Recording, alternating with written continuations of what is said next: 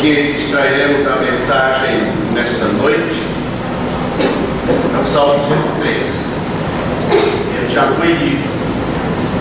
Li os versículos ímpares e os irmãos leram os versículos pares. Por esta razão, nós leremos apenas os 2 primeiros versículos, mas eu peço que todos que trouxeram suas Bíblias permaneçam com elas abertas no Salmo 103, pois estaremos discorrendo sobre alguns versículos deste Salmo, onde convida-se a louvar a Deus por amor de sua graça. E os 2 primeiros versículos nos dizem: bendize, ó minha alma, ao Senhor, e tudo que há em mim, bendiga o seu santo nome. Bendize, ó minha alma, ao Senhor, e não te esqueças de nenhum de seus benefícios.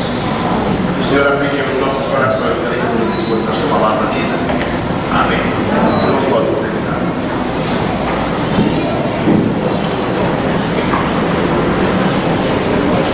Quando os nossos irmãos Giovanni e Leitia nos falaram que estariam dando este culto em ações de graças, e sabíamos que éramos do pregador, nós ficamos pensando em qual texto fazeremos a mensagem.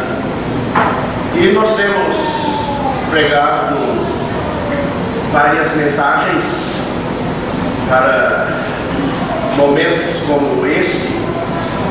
Nós temos muitas delas baseadas no livro dos Salmos, e eu pensei em escolher uma destas mensagens que já pregamos em cultos de ações de graças, mas o Senhor nos levou a trazermos uma mensagem do Salmo 103. Nunca preguei este salmo, quando tem tantos outros onde nós já usamos para momentos como este. E esta é a primeira vez que prego no Salmo 103. Então, na história deste culto, os irmãos poderão também registrar nos anais da história. O pastor, com 35 anos de ministério, usou o Salmo 103 pela primeira vez para fazer a mensagem neste livro. E como lhes disse, peço que permaneçam com suas Bíblias abertas neste salmo, porque nós iremos tratar de alguns versículos aqui, pedindo a participação de vocês, mesmo na leitura silenciosa. E este Salmo 103, que tem 22 versículos, nós podemos dividi-lo em 3 partes. A primeira parte, o salmista dá suas impressões pessoais, dos versículos 1 a 5. Na segunda parte, ele trata do caráter de Deus, os versos 6 a 18. E na terceira parte, ele termina com uma exortação aos anjos e às obras de Deus em geral, e conclui exortando a si mesmo a louvar o Senhor. Se vocês observarem, o salmista inicia o salmo com estas palavras: bendize, ó minha alma, ao Senhor. E verifiquem que ele termina na parte final do verso 22, usando as mesmas palavras: bendize, ó minha alma, ao Senhor.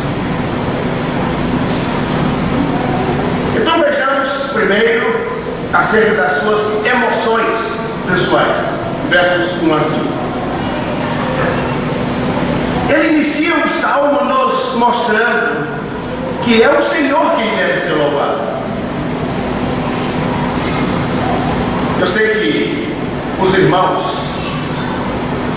estão gratos a muitas pessoas que os ajudaram neste processo, conforme testemunho ouvido. Testemunho emocionante E quero agradecer porque até nós também estivemos na lista do vosso agradecimento. Toda a honra e toda a glória para o Senhor. Provavelmente vocês também agradeceram aos médicos, enfermeiras, o pessoal que os assistiram. Mas o salmista está dizendo aqui: só o Senhor deve ser louvado. Agradecimento é bom, deve-se agradecer mesmo. O Senhor Jesus falou sobre gratidão, o apóstolo Paulo também tratou sobre gratidão, em tudo serem agradecidos, mas só o Senhor deve ser louvado e todo o nosso ser deve se empenhar nisto. Ele diz: tudo que há em mim, bendiga o seu nome. O apóstolo Paulo, escrevendo aos Tessalonicenses, ele disse: e o mesmo Deus de paz os santifique em tudo, e todo o vosso espírito, e alma, e corpo sejam plenamente conservados, irrepreensíveis para a vinda de nosso Senhor Jesus Cristo. Tanto o apóstolo Paulo como o salmista estão dizendo que todo o nosso ser deve louvar ao Senhor. E nós encontramos nas Escrituras o Senhor Deus denunciando o seu povo no passado, porque ele não estava prestando um culto na sua totalidade, quando disse: este povo honra-me com os lábios, mas o seu coração está longe de mim. Ele diz também: não te esqueças de nenhum dos seus benefícios. Versículo 2. Eu até sublinhei este verbo: esquecer. Não te esqueças. Irmãos, em toda a Bíblia somos chamados a não nos esquecermos do Senhor. E só no livro de Deuteronômio nós encontramos 12 vezes a exortação do nosso Deus para que não nos esqueçamos dele. Eu poderia ler para vocês todas as referências aqui do livro de Deuteronômio, mas lerei apenas uma que está no capítulo 4, no versículo 9, quando o Senhor diz: tão somente guarda-te a ti mesmo e guarda bem a tua alma, que é que não esqueças daquelas coisas que os teus olhos têm visto, e se não apartem do teu coração todos os dias da tua vida. E o Senhor disse mais: e as farás saber a teus filhos e aos filhos dos teus filhos.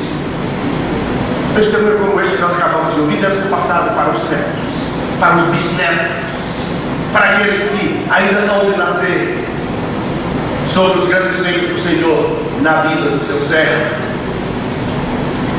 E meus queridos, lamentavelmente, o povo esquecia-se com facilidade, esquecia-se do Senhor. E no livro de Jeremias, do profeta Jeremias, em duas ocasiões distintas, o Senhor disse: o meu povo se esqueceu de mim. Jeremias 2:32. Ele não está falando aqui de quem não era povo.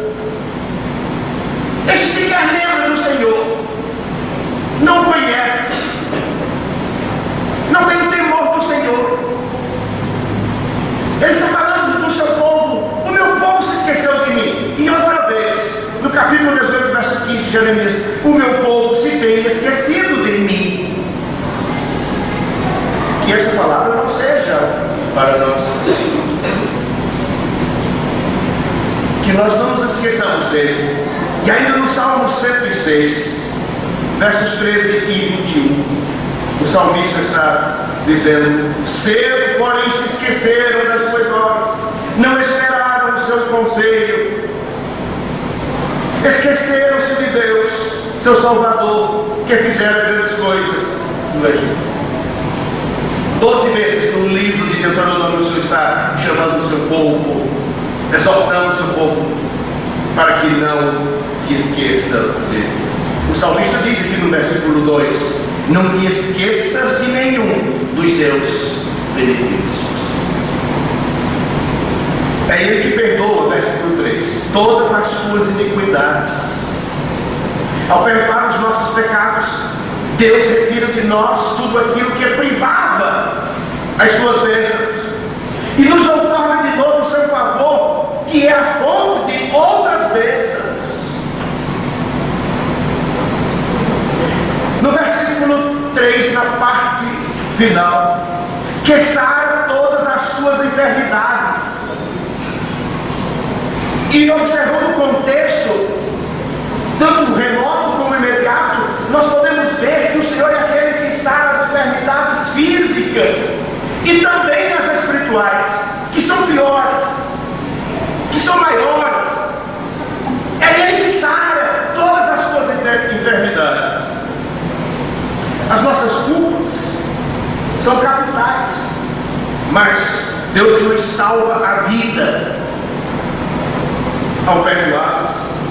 Nossas enfermidades eram mortais, mas Deus nos salva a vida ao curá-las. Ele é o dono da vida. Em suas mãos está todo o poder.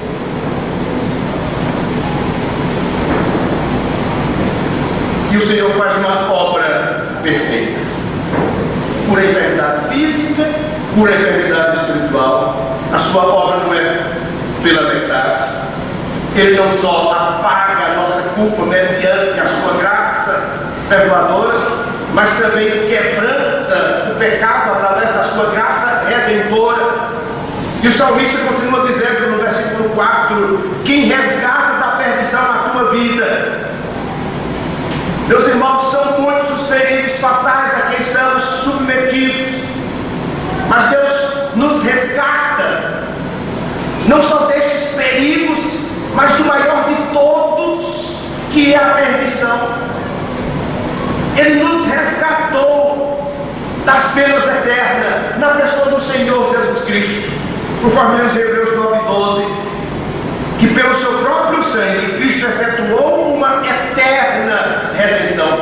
Aí está o maior resgate da parte do Senhor. A Ele toda a honra e toda a glória, porque nós somos salvos na pessoa do Senhor Jesus Cristo. Ainda vemos no versículo 4, na parte final, de coroas de benignidade e misericórdia.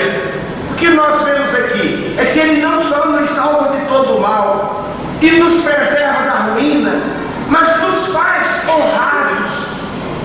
Que maravilha! Sermos escolhidos por Deus, sermos amados por Ele, sermos os preferidos de Deus. Isto pode parecer estranho a alguns, mas o que nos diz a palavra do Salmo 8? Um salmo que nos chama muito a atenção por aquilo que o Senhor tem feito por nós, nos versos 4 a 6. O salmista aqui começa com uma pergunta: que é o homem mortal para que te lembres dele? Ele está fazendo essa pergunta ao Senhor. Ele está contemplando pela fé a soberania do Senhor, a sua majestade. E nessa contemplação, ele percebe a sua pequenez, ele sente a sua pequenez como miserável pecador. Ele diz: quem é o homem mortal para que te lembres dele? E o filho do homem para que o visites? Mas ele acrescenta: contudo, pouco menor o fizeste do que os anjos, e de glória e de honra o coroaste. Fazes com que ele tenha domínio sobre as obras das tuas mãos, tudo puseste debaixo de seus pés. O Senhor nos honrou. E aqui no versículo 5: que enche a tua boca de bens, de sorte que a tua mocidade se renova como o quê? Como a águia. Versículo 5: que enche a tua boca de bens, de sorte que a tua mocidade se renova como a águia. A águia é uma ave que pode alcançar até 100 anos de idade, com uma vitalidade diariamente renovada. Isto nos faz lembrar o que está no livro do profeta Isaías, capítulo 40, versículo 1. Os que confiam no Senhor renovarão as suas forças, voarão com asas como de águia. E aqui está uma comparação feita pelo próprio Senhor.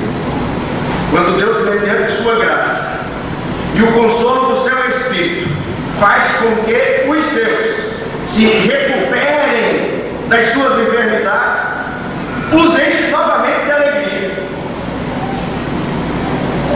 Eu posso imaginar a alegria da nossa maneira, dos filhos, dos netos, dos mais próximos, de ter novamente o seu Gilvando com essa simpatia dentro de casa. Que alegria! Aquilo passou. E não somente isso, podemos dizer que voltam aos dias da sua juventude, que lemos no livro de Jó, no capítulo 33, versos 25 e 26. Sua carne se reverdecerá mais do que na sua infância e tornará aos dias da sua juventude. Deveras orará a Deus, que se agradará dele e verá a sua face com júbilo e restituirá ao homem a sua justiça.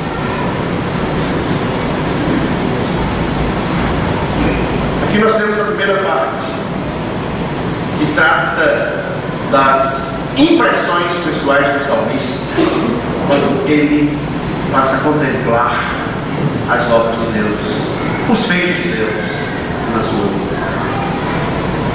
A segunda parte, nós temos as considerações gerais sobre o caráter de Deus, versos 6 a 18. Ele trata aqui de alguns atributos do Senhor, de uma forma sucinta, mas eficaz. Primeiro, ele nos mostra que Deus é um Deus que se revela.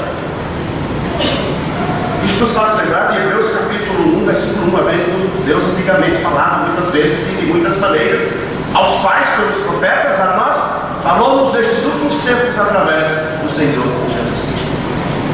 Estudando a palavra do Senhor, nós observamos que o Senhor é um Deus que se revela. Ele se nos revela através das coisas criadas, mas muito especialmente e eficazmente através da sua palavra. Quer conhecer ao Senhor, busque-o na sua palavra. E no Salmo 145, versículo 9, o salmista diz: o Senhor é bom para todos, e as suas misericórdias são sobre todas as suas obras. E aqui ele passa a mostrar que de maneira especial o Senhor é bom para Israel, posto que a Israel se manifestou de maneira especial no versículo 7. Ele diz: seus caminhos notificou a Moisés. É só você ler o Pentateuco, os primeiros 5 livros da Bíblia, especialmente o livro de Deuteronômio, como o Senhor se revelou ao seu povo. Deus é um Deus que se revela. Mas Deus não só nos restaura, Ele revela-se a nós e nos dá conhecimento. E a revelação divina, meus irmãos, é um dos maiores favores de Deus. Não há algo que se possa comparar você conhecer a pessoa de Deus, conhecer mais e mais da pessoa de Deus. Nós vemos também aqui que o Senhor nunca foi severo com o seu povo. A verdade é que o Senhor corrige quando o seu povo se afasta, quando o seu povo se esquece dele, quando o seu povo ofende, o Senhor corrige. Mas cheio de ternura, compaixão, pronto a perdoar. E ao conhecimento dessa compaixão de Deus, dessa ternura de Deus, da sua bondade, do seu perdão na nossa vida, que nos leva a levantarmos as nossas cabeças quando muitas vezes caímos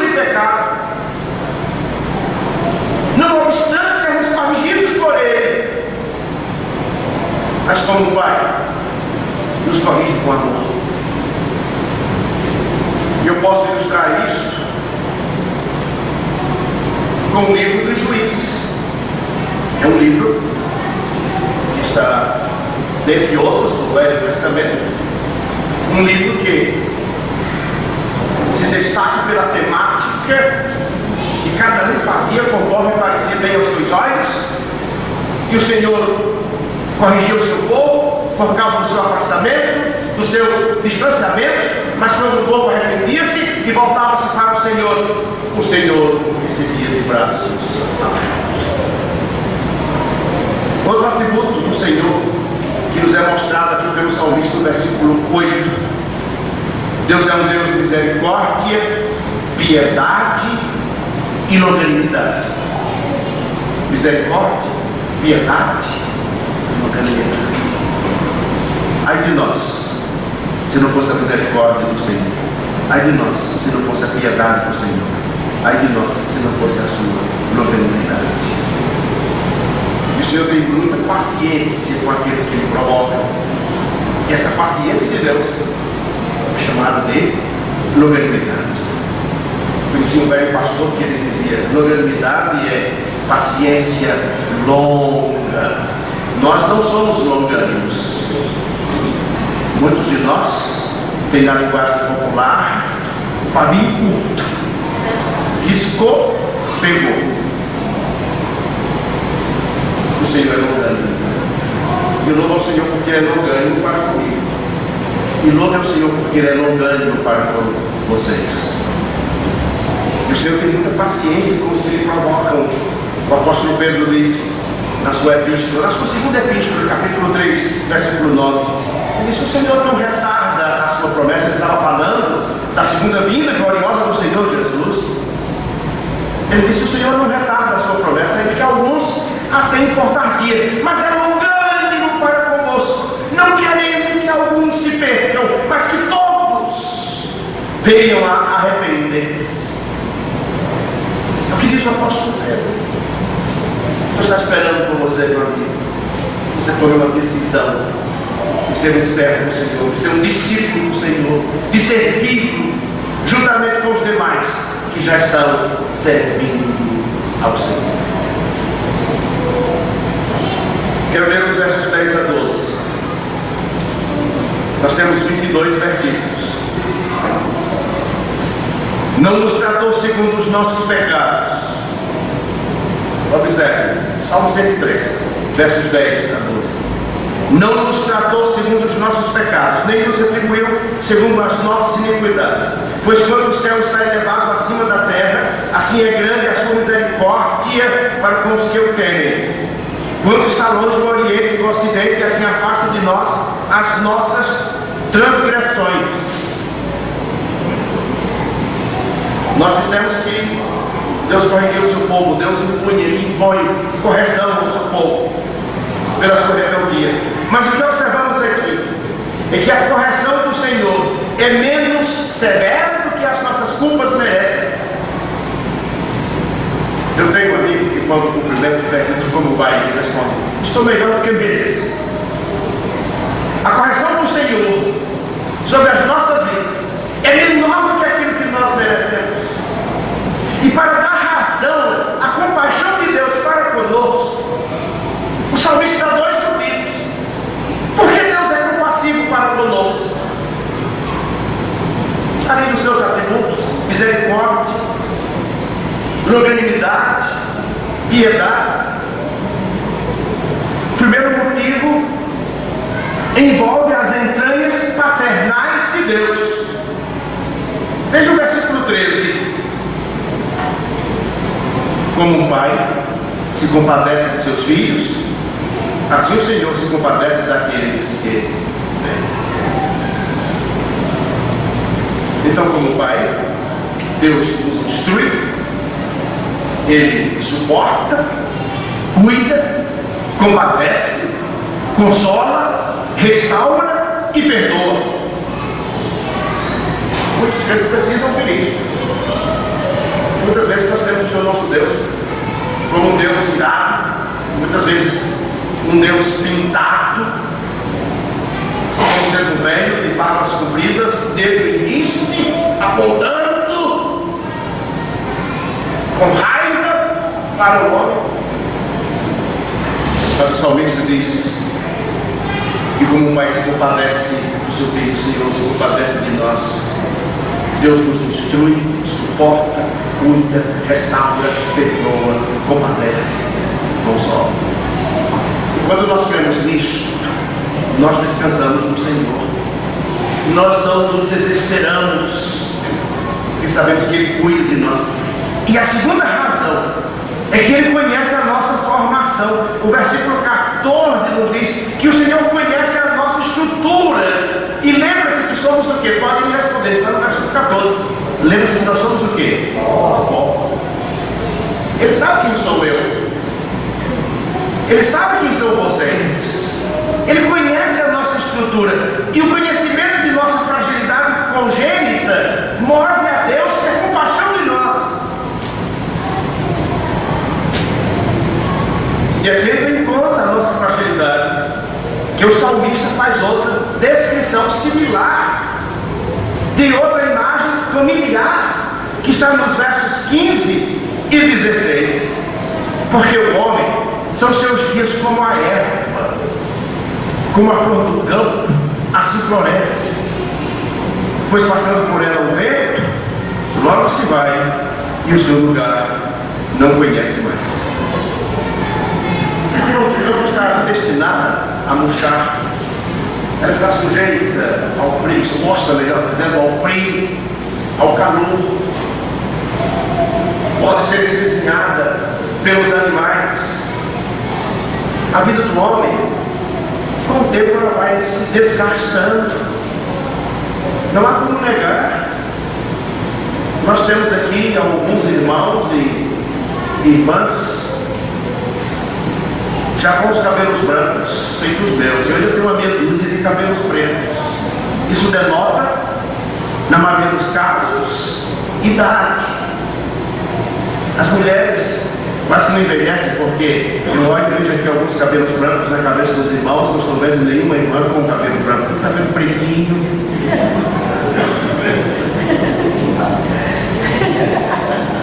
Mas a nossa vida, ela vai se desgastando. E se me permitem, queria citar o meu pai. Está com 84 anos, de grande robustez. Lembre da sua força, do seu vigor em todo o seu trabalho. Mas aos 84 anos, aí indo ao campo todos os dias, eu percebo que ele anda arrastando os pés. E a sua esposa colocou um tapete na entrada do banheiro, um pouco diferente do convencional. Ela falou para mim, sabe por quê? Talvez ela falou para mim, sabe por que você está estranhando que eu coloquei o tapete assim? É porque o teu pai já está arrastando os pés. E se eu não fizer assim, ele vai escorregar. E uma criança leva tombo toda hora, mas você diz, acabou assim, nada, levanta-se e vai embora. Depois de uma certa idade, é perigoso. Não pode cair e não levantar mais. A nossa vida vai se desgastando com a idade. Mas também estamos expostos a acidentes diversos. Não é só o desgaste natural. Estamos sujeitos a acidentes a todo momento. Nós temos testemunhado isto, andando pelas ruas da cidade, pelas avenidas, pelas BRs. E não estou me reportando só a acidentes automobilísticos, mas acidentes do trabalho. Semana passada, eu estava fazendo uma revisão no carro e tinha um senhor de bermuda, mas com uma cicatriz na perna que chamava a atenção.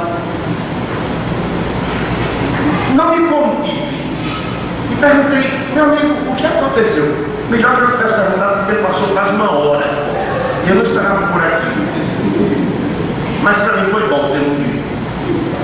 Simplesmente subiu numa escada, foi fazer um serviço e a escada desceu com ele e ele quebrou a perna em 3 lugares. Se eu fosse perguntar a cada um aqui, você tem uma história para contar de alguém que você conhece que se acidentou no trabalho? Todos nós temos. Quer dizer, além do desgaste natural, nós vamos envelhecendo, vamos nos tornando fracos, estamos sujeitos a acidentes diversos. E Deus tem em conta estas coisas. Ele conhece a nossa estrutura, Ele conhece a nossa fragilidade e se compadece de nós.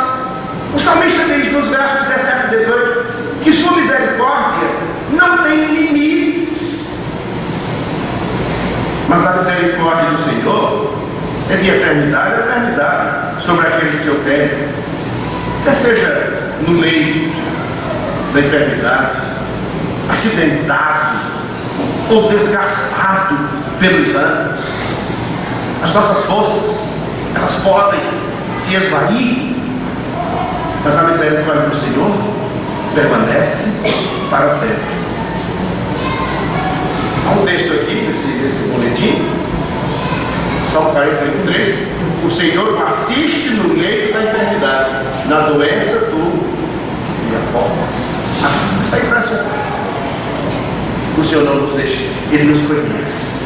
E aí está a grande bênção de ser um servo do Senhor, porque nós, os servos do Senhor, estamos sujeitos aos mesmos acidentes, aos mesmos desgastes, à mesma decomposição do corpo humano do que qualquer outra pessoa, mas há uma diferença: o Senhor está conosco, sua misericórdia não tem limite, Ele nos acompanha. A outra referência que o salmista nos dá está no versículo 18, quando diz sobre aqueles que guardam o seu conserto e sobre os que se lembram dos seus mandamentos para os cumprirem. De quem o Senhor se compadece? Analisamos este salmo aqui.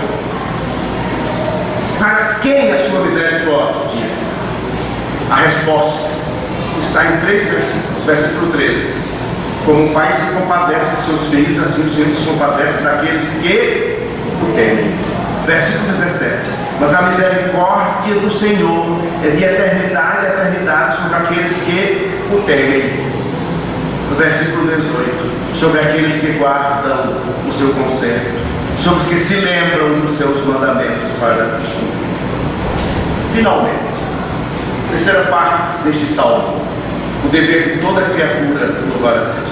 E o salmista começa mostrando aqui no versículo 19 uma declaração. Ele faz uma declaração da providência universal de Deus.